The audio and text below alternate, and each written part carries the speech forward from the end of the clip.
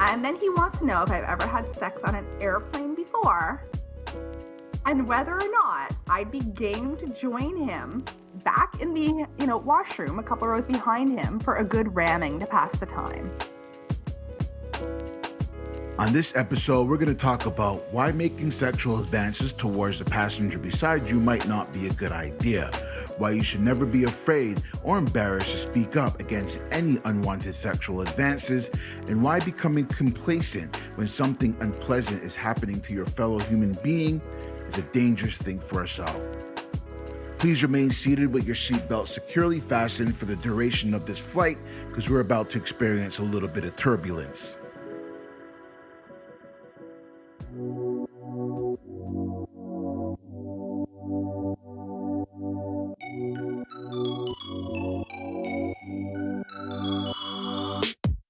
You're listening to the Travel Horror Stories podcast, a show that listens to real stories from travel bloggers and travelers just like you. Then we unpack those stories to discuss safety tricks, prevention treats, horror hacks, and follow-up tactics. The goal is to turn travel nightmares into dreams of beaches, sunshine, and margaritas.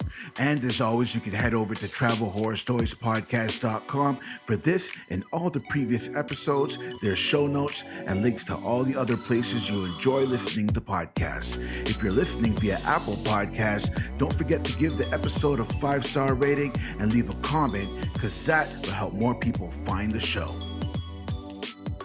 And now, live from the Rudderless Travel Studios in downtown Toronto, here's your host, Christopher Rudder. The weather outside is cold. It's January, and January, in my many years and experience as a Canadian, is one of the coldest months of the year, and this January is not disappointing. That said, welcome to 2021, y'all. Happy New Year, my friends, and I sincerely hope that this year plays out a hell of a lot better than it did last year. All I want to talk about this year is vaccines and being able to travel in all the places I'm going to go and the places I visited by plane. I'm so glad you are here hanging out with me right now, because I got another good friend of mine joining us. But before we get into that, I wanted to remind you that this is the second last episode of season 2. We got one more episode coming on January 19th, 2021. Then we'll take a little break in February, and then we'll be back in full swing on Tuesday, March 9th, 2021. Be sure to mark that date, or you can just simply head over to travelhorrorstoriespodcast.com and join the mailing list to be notified of the latest episode. My co-pilot for this rudderless flight happens to be another really good friend of mine. She's ready to jump on the microphone. That's Kathryn Dickson from Kathryn Anywhere. She's a very awesome, very talented. I'm so happy that she's taken a second to be here with me on the show. How you doing, Kat? Hey, I'm good, thanks, aside from being in self-isolation lockdown in my house. Oh my gosh, these are interesting times that we find ourselves in. This is crazy. They are indeed. And like you were saying, who knows what the state of the world is going to be, and what is it going to be tomorrow? What's it going to be next week? What's it going to be when people hear this episode? Who knows? Maybe it might be a completely Walking Dead type situation outside by the time people are listening to this podcast. I don't know. The reason why I mentioned The Walking Dead is because around this time last year, give or take a month, it was complete madness. People were stockpiling toilet paper. They were clearing the shelves of all canned and non-perishable goods. It was nuts. So tell me about your blog. Nice segue. People are going nuts. Tell me about your blog, because you're nuts, clearly. Not saying that at all. Oh my gosh. Oh God, where do you want me to start? I am a single mom, solo mom traveler with my kids. You can find me solo, even without my kids, I guess, traveling around. I do travel with my friends, like you, Chris. We've traveled together. Or, with other travel writers. I'm on different press trips. I do lots of fun adventures, from canoe portaging to whitewater rafting, jumping out of planes, scuba diving. I think I have a pretty exciting life, and I do hike. Oh yeah, I love to hike. And I like to document all of that, and And yeah, here we go. And sometimes my kids are in tow, not jumping out of the airplane. Well, it's okay. Um, the episode before you was Kevin, and he was talking about how he throws his children off mountains and take pictures of them going down. That's the description of his blog. So, Yeah, but his kids enjoy that. My daughter would not be enjoying that in the slightest. oh no. All right, so let's play a little game here. So we're gonna play Okay. 3 stories, 2 truths, and 1 lie. You're gonna tell me 3 stories. Okay. 2 of them are gonna be true, and one of them is gonna be a lie. You better come correct with your game because I know you really well. So Ooh, that is true. Well, once I was at a media event for the Florida Keys, and we had a conch blowing contest. And to win this contest, you had to blow the most loudest sound out of a conch. And I managed to do that, and I won the conch blowing contest. There's story number one. Story number two. I was in Botswana on a safari, and I walked up to a little baby lion and I decided to try and feed it my sandwich. Here's story number two. Story number three is that despite living all over this province of Ontario and traveling all over the world, my kids and I have all been born in the exact same hospital. oh damn. Oh man. So, which is the truth and which is the lie? The thing is that Cat is really wild. So any one of those stories can be 100% plausible. That's the problem. You know what I mean? So I'm gonna go with the most subtle one, and I'm just gonna say that all 3 of you guys were born in the same hospital as a lie. Ooh, I am afraid to inform you are incorrect. Damn. All right. Okay. So what's the lie? The lie? Yeah. I did not walk up to a lion cub in Botswana and try to feed it a sandwich. Damn. I mean, I thought that would be it, but then I just go, that's way too obvious, you know? There you go. Damn it. Okay, but you were in Botswana. I have been to Botswana. That is correct. Awesome. And the first story was you blowing in the conch. I mean, that's something that you would totally do. So I just felt like that just seems like something she would do. That can't be a lie. And I could absolutely see her winning that too. Totally. Well, one, I'm super competitive. So you put a contest in front of me, I'm there to win. I know. I've seen that. Trust me. So that's why I felt that was true. So your kids were all born in the same hospital. Yeah, me and both of my kids. Same hospital. That's wicked. Awesome. Okay. Wow, that was a lot of fun. All right. So thank you for playing. Oh, well, thank you for having me play the game. And you've won. Not joking.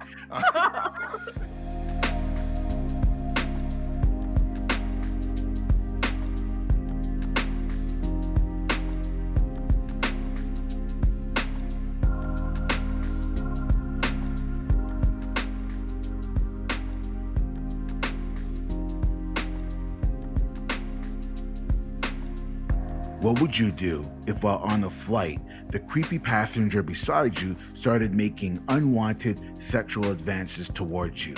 Ugh. Unfortunately, that's what happened to my friend Kat. So tell me a little bit about, what, like, how did this trip start? How did you, what was the planning behind the whole trip? Like, Okay. Start from the beginning. Where were you going to and stuff like that?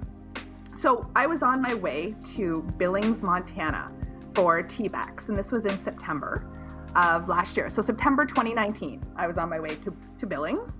And to get to Billings from Toronto, there's no direct way to do this. You basically had to fly from Toronto to Denver, and then from Denver to Billings is probably the best way to put it. I'm sure there was other routes. Maybe I could have gone to Calgary. Maybe I could have gone to Edmonton, whatever. Anyway, I was going through Denver because I think when I purchased my tickets, I bought it on, I don't even remember which airline it is. Was it United or American Airlines? It was United. Anyway, that's the airline it was on. And it probably had the cheapest round trip tickets. And that's what I was going with. So either way, there's no direct flight. So you had to go, No. You had to take a second flight. And just to be clear for the listeners, Mhm. TBEX is a travel blogger exchange, and that's a conference for travel content creators. Yeah. All right. Okay. So you're on your way there. I'm on my way there. I'm on flight from Toronto to Denver, and it was almost a packed flight. There was one empty seat between me and the gentleman who was. So I was in the window. There was an empty seat, and then there was a guy on the aisle, and then there was like another empty seat, like a couple rows over from me. But aside from that, it was a pretty packed flight, and we were going to Denver.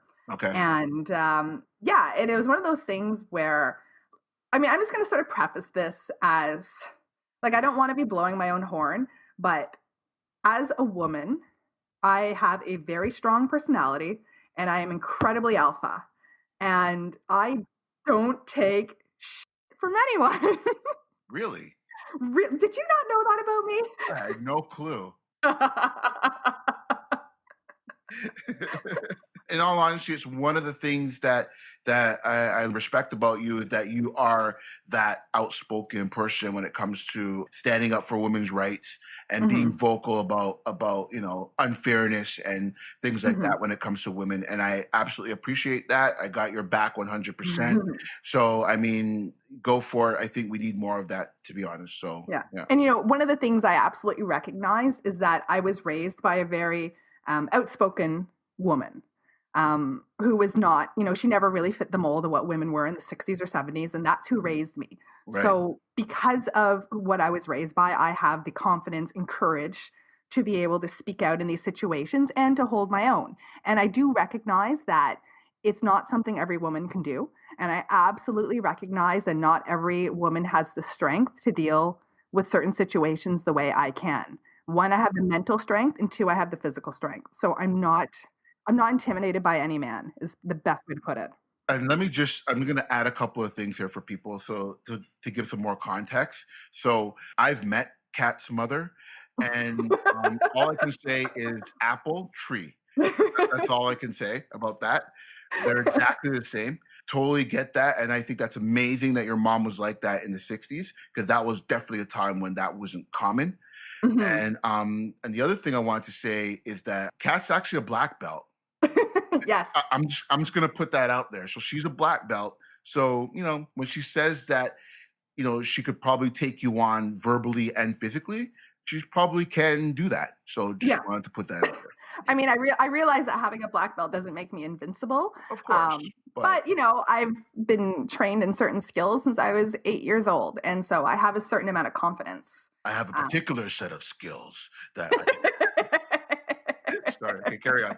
I've got a pretty good roundhouse kick, and I got some great jabs going on, and Yeah. I can get out of your chokehold, and I can. Anyway, we're gonna go on with why this is a good lesson for you is to not rudely proposition women on planes Oh because gosh. it's going to end up in the public eye. And I want women to never be afraid to be in a similar situation, to ring for an airline attendant and to explain the situation and to want to change seats and to out sexual harassment because it's never okay. Doesn't matter where you are.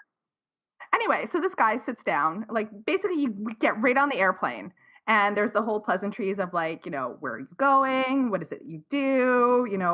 And he was on his way to somewhere else in the US and Denver was a stopover for him as well. And, just sort of like briefly that. And then, we exchange business cards, blah, blah, blah, because that's just what I do. I exchange business cards with people all the time. You never Of know when course. someone could be a potential client for something. All of a sudden he's like, did I date you in high school? I'm Pardon what like, now? so I assure him that I did not, because I was like, "Oh well, I actually grew up in a city in Eastern Ontario," and I didn't tell him where. Um, and then he says that he grew up in a town, which was actually right next to where I grew up. Oh damn. I was like, "Oh," I'm thinking, well, maybe I know him, but I don't think so.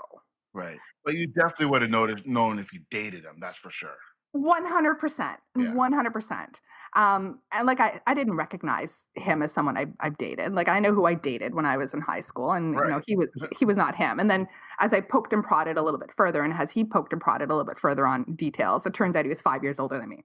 Okay. So and he was like a total jock, and I was just like, no, well then we clearly didn't run in the same circles, and when he would have been in grade 13, I would have been in grade 9. So it was not plausible that we ever would have crossed paths in that capacity. Exactly. But totally ironically, he was from the town right next to where I was from, and of course, I didn't disclose it immediately. And then he said, "Well, I grew up here," and I was just like, "Whoa, yeah." So then he seems to think that we dated while we lived in the same area of Toronto. And I assure him, like, no, I did not date you. And so maybe we did cross paths, in that area of Ontario where we spent our teen years, or here in Toronto on King West or on Queen West back in the day. But I do not remember him at all.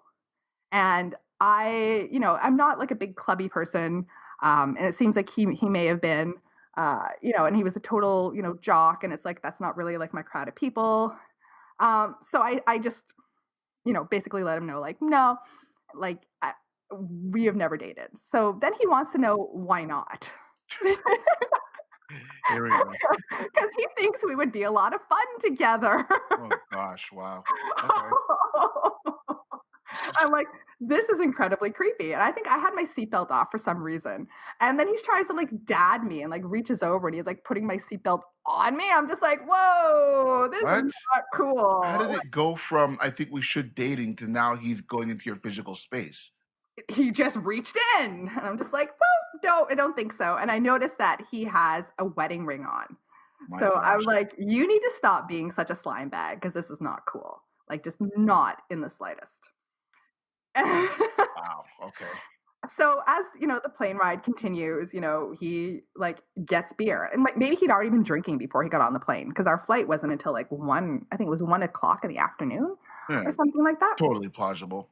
Anyway, he may have been drinking. Maybe that's why he thought it was okay to reach into like my personal space. Yeah. And Still not okay, but sure. well, exactly. But alcohol impairs judgment, as we Of all course. know. Yeah, fair enough. Yeah. So anyway, he had some beer and he like actually gets me one too. And I'm like, not sure how I feel about this, but I'm never one really to turn down a beer. So Okay. I have a beer. But then the plane hit some severe turbulence heading into the Denver area. Right. And, Denver from Toronto is about two and a half hour flight, I think it is, 2.5 hour Okay. flight. So we're going into severe turbulence, and it's probably some of the worst turbulence I have ever experienced on a flight, Oh damn. Wow. ever. And I actually thought I was gonna vomit, and Really? yeah, and I was doing like some deep, heavy breathing exercises. This is not something I'm prepared for because like this, I've never, like I said, I've never been in turbulence like this before. And people were like, with their heads down in their laps and folding their arms forward and leaning over, and I'm trying to like just calm myself down by doing deep breathing exercises, some very yoga type things, and his stupid hand reaches over to my leg to calm me down. Stop. Oh. So of course I'm all like, "No thanks," as I'm trying not to vomit on his hand, and I like pick it up and give it back to him like, "All right, that's cool, you can have your hand back. Right on. Thanks, buddy." He so he's putting his hand on your thigh? He did. He did. So, and of course, I had my eyes closed and I'm looking up and I'm like breathing. And, that's when he put his hand on my thigh to tell me to trying to calm me down. I'm like, no, no, no. There's nothing about what you're doing right now that's going to calm me down. My gosh, wow. So then I have my arms crossed really tightly across my chest now at this point, which is like total, like closing myself off from the world. I have my eyes closed. I'm doing some like deep breathing. I'm in my own world. And I think I'd gotten past like the whole I'm going to vomit all over the place stage. And I'm just sort of like, we're just going through the rest of the turbulence. And then he tries to uncross my arms while telling me to calm down. What? Yeah. Now, never in the history of mankind has any man been able to tell a woman to calm down and and have it succeed. And all of this while other passengers are gripping the seats in front of them with their heads down. Like, let's just be clear about the situation we're in here. Oh my gosh. He's trying to uncross your arms? He's trying to uncross my arms. Who does that? That guy. So okay, so let me get this straight. So your hands are crossed because you're almost like in a brace position. Uh-huh. right? And he's so what is he pulling your elbow out Yeah, of the yeah, like, he grabbed sort of, like, my elbow/bicep, slash bicep, and he's, like, like, trying to loosen, I guess, is the way that I guess I could phrase it, like, loosen the grip that I had on myself. and while he's doing this, he's telling you to calm down. Yeah. Oh my gosh. Okay. So it becomes clear we're not gonna land in Denver. After circling and going up and down and a few times, and we go around, and we're not the only plane in this situation. Nobody was landing in Denver that day. And we got rerouted to Colorado Springs, which is about a 40-minute flight from Denver. And that's eventually where we land. And we're not sure how long we're gonna be there, and they're not letting us off the plane. So you still need to be on the plane with this guy. Yeah, so I'm still sitting in my seat and, again, packed flight, but at least there's, that little bit of space in between us. We're in Colorado Springs. We have no idea how long we're going to be there. They're not letting us off the plane. They're, bringing people snacks, and they're trying to find out what the situation is. The crew is trying to find out what's going on.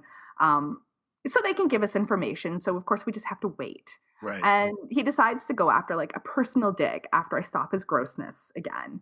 He makes a comment about my quote, "Fuck me boots." Yeah. So I'm wearing a pair of, black boots that go like up my calf, that zip Okay. up, Right. and I'm wearing a fitted dress. Okay. It's a jersey dress. It's not like it's provocative in any way, shape, or form. And even if it was, it's not for him to make a comment about what I'm wearing. And clearly this guy has no respect for women. Like So just so what did you say after that? Like what happened after that comment? I'm just like, who the do you think you are? And then he wants to know if I've ever had sex on an airplane before What? and whether or not I'd be game to join him back in the, washroom a couple rows behind him for a good ramming to pass the time. Wow. Um I'm speechless. Like I don't even know what to say about that. Uh okay, so I'm gonna put it out to the audience. Does that stuff actually work with women? I mean, I think it doesn't, but No, I'm in the camp where it should never work on any woman, number one. like, what the hell, man? That is not the kind of behavior to attract a woman to do anything with you, in my personal opinion. Um, and I'm not even convinced he knows what a good ramming is. So My gosh. moving right along. Okay, all right. So what happens after that comment? I tell him I'm a writer and I'm a journalist, and that me and my F me boots are gonna walk all over him. Nice. Okay. I ding for an attendant, I explain the situation, and I got a new seat. Really? Yeah. So you ding for the flight attendant. That's easy to do. So Mhm. she comes. He's still sitting there. So what do you say to the flight attendant? I said, "This guy is a creep, and he's been sexually harassing me since we departed from Toronto." And what did he say? He was silent. The flight attendant was, like, sitting there, she's like, "I'm sorry, what?" Like, she didn't I don't know if it really computed what I was saying. So you say it again, right? Yeah, And yeah, what was when I the s response to that once and she actually computed it? she was like, "Okay, we're gonna switch you seats." And I was like, "Great," because I was not gonna again, we're sitting in Colorado Springs. We have no idea how we're getting to Denver, when we're getting to Denver, what the situation is, sort of thing. And I just said he was sexually harassing me. So that was it. I'm like, "Move me now, please. Thank you very much." I mean, they could have moved him, but they moved me. So yay. Gosh. Okay. And then so what happened after that? I saw him in the airport in Denver as I was lined up at the counter to change my flight for the next day because I didn't get to Billings that night. I figured you might. So that's why I'm saying like so you saw him again. Anything happen at that point, or is he completely not talking to you now? Well, Because, you've seen my resting bitch face before, right? yeah. Yeah, yeah, that's the look I had. I mean, I've seen it been given to other people, not directly at me. Let's just be clear. But yes, I've seen you giving that look to other people. Yes. Yeah, and so, like, I saw him in line, and I was well ahead of him in line. Um, and, yeah, like, I turned around and I saw him, and he was with some of his colleagues that he was flying with who were seated in different places on the airplane. And, yeah, I just stared him straight down. Yeah. This segment is brought to you by GPS My City. Do you love exploring cities on foot at your own pace? Well, GPS My City's mobile apps, available on iOS and Android, feature self-guided city walks and GPS-powered travel articles written by travel bloggers and travel content creators for over 1,000 cities worldwide. Visit the link in the show notes to learn more. All right, let's break this down. So, at what point do you think that maybe you should have done that sooner? Oh, I think Or so. Because you know what? I mean, here's my thing. I was like, okay, well, we're in an airplane and we're in this like, thing jetting through the sky in a contained area. So I just basically, threw headphones on and just tried to block them out. But, right, maybe that wasn't the best solution. Maybe I should have nipped that in the bud like right from the beginning. right. Because I mean, he's physically touching you. I mean, from the time that he's touching your thigh, I mean, and trying to uncross your arms. I mean, he's physically touching you now. I mean, no one does that on a plane. No, Like, and you know what I'm saying? and where he ever got the impression in his life or in his world that it was okay to touch a female who was a stranger, regardless of the situation, it's not cool. So m- perhaps he wasn't raised properly. So let's start back with like, hey, ladies, let's raise our sons a little bit better. I have a son, and I would never in a million years give him the impression or the idea that it is okay to touch a woman who's not your mom, who's not your sister, who's not your wife, who's not your daughter. Like, it's just not something you can do. Fair Number enough. one. That's excellent. Yep. So that's the first thing, is clearly he's had a ridiculous upbringing. Number two, I don't know what his marital situation is or was, but there is clearly something missing from his life that he could be so aggressive, um, verbally and physically, towards another woman. And I was actually thinking, because I did have his business card, and of course, I have like the search skills of a ninja. I did find his wife on Facebook. I, I did not message her, but I was going to. I thought, you know what, maybe she needs to know. And I was convinced she needed to know. I'm pretty. I mean, when someone has that kind of behavior, there's a pretty good chance she might already know. Well, and that's what I think is like, I feel like if she was still married to him, she must know what he's like. And they had 3 kids, so maybe she's just hanging in for the kids. Maybe, or maybe she doesn't know. I don't know.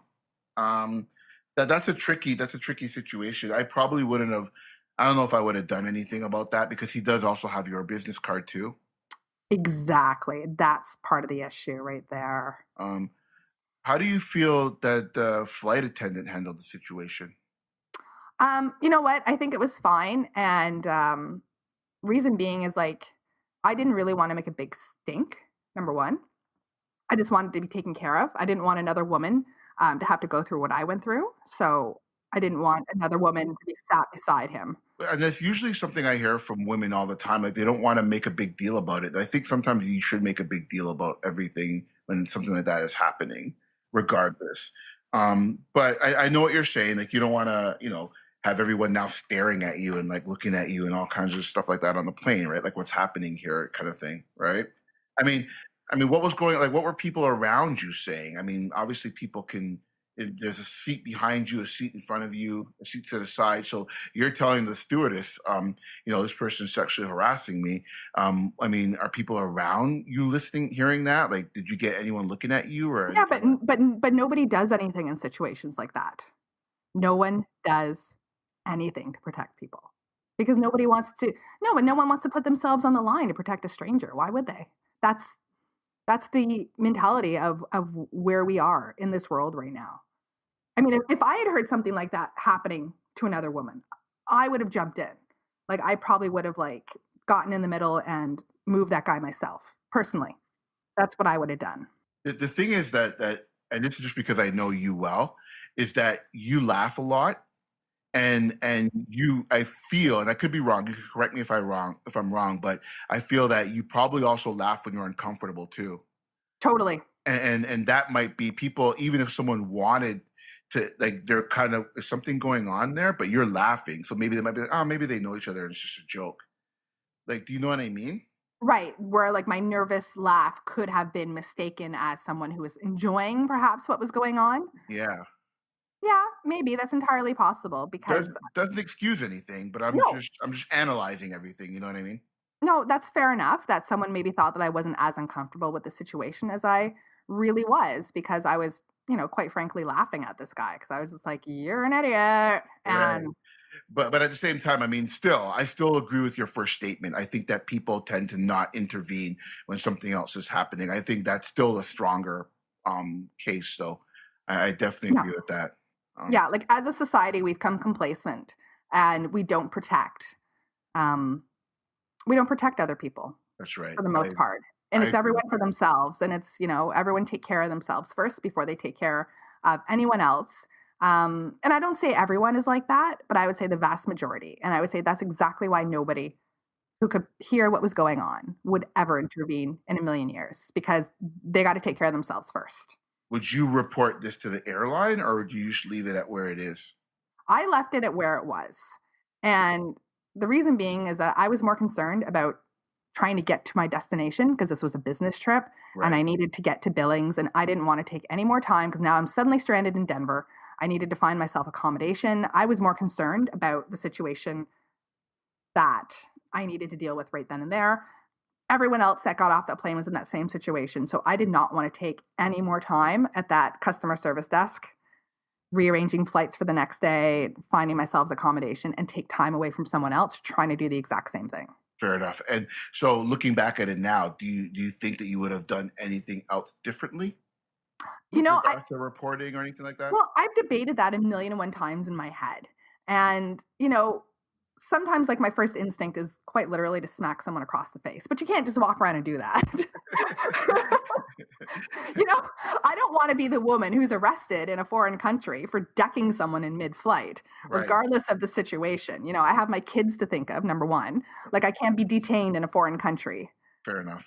I need to make sure I get home. And I think that was probably why I allowed things to go on for so long. Right. Because if I had, like, imagine if I was just sitting there and letting him ram on and I just backhanded him and I bust his teeth or bust his nose, Right. Yeah. Fair enough. like that would have been something on me. You Right. know, I they would have arrested me.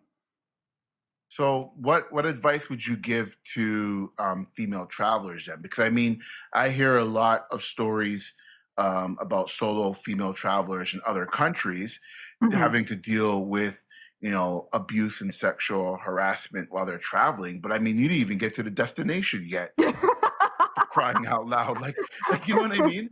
So I mean, so what advice would you give to women then? I would say, like, right from the beginning, as soon as someone opens their mouth and makes you uncomfortable, you get a flight attendant and you let them know.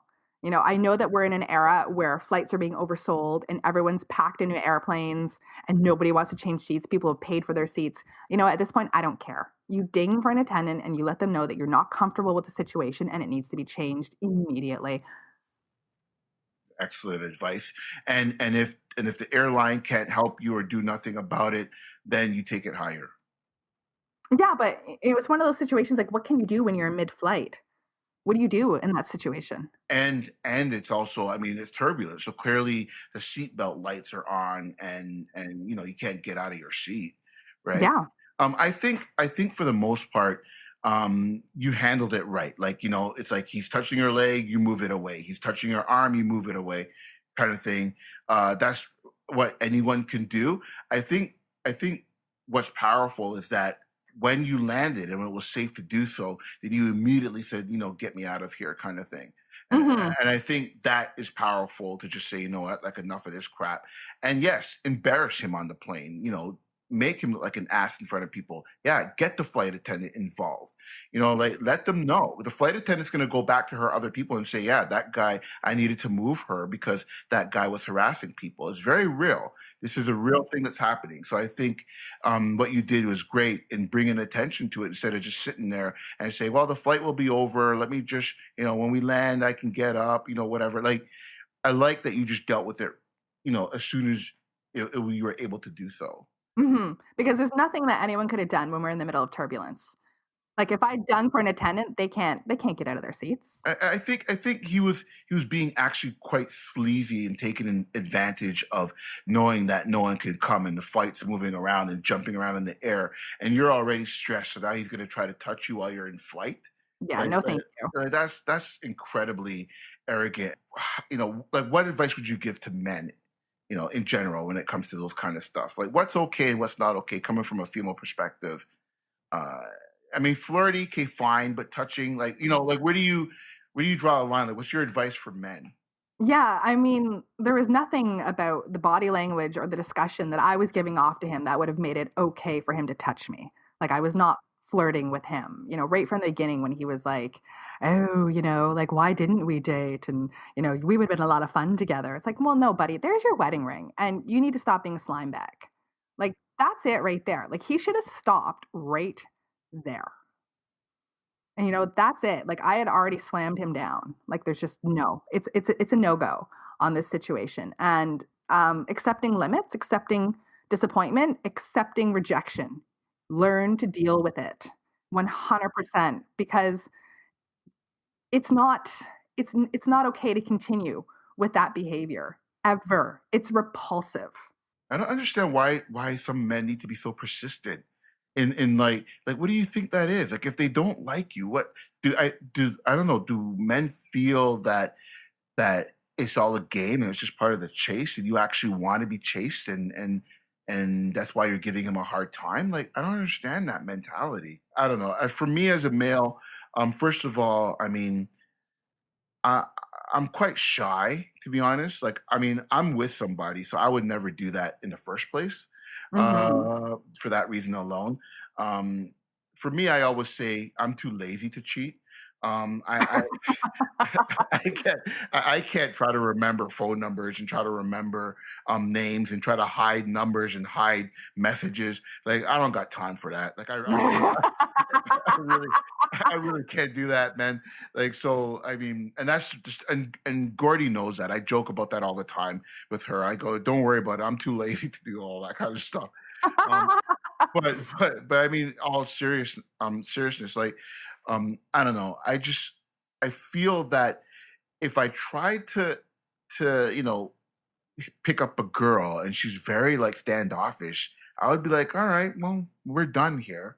Oh, I yeah. mean, like, I don't understand why I would. I can't feel it within me for the life of me to continue to go after someone who's not interested in me. It doesn't. Like, I don't Yeah. understand that. Like, I'm like, I mean, I take it as okay. You're not interested. Fine, Yeah. like whatever. Like, I know I'm not an ugly person. I know that I'm cute. I know that I can get someone somewhere else. Like, fine, you're not. Yeah. Like, I don't understand. Yeah. Or Like, even like for me as a woman, like I'm incredibly confident in my appearance and how I present myself. Like just because this man makes an advance at me doesn't mean he's going to be the only man who makes an advance at me. So, absolutely. this is going to be my one and only shot to get laid this month. Wow. Yeah. No, but you know what I mean? No, Like, I know, I know. No, I hear you. It's I don't know. All right, all right. Well, you know what? I'm very grateful that you shared the story. I think it's courageous. I saw all the media, like when you were posting it on social media. oh yeah. I thought that was well done, and point this person out.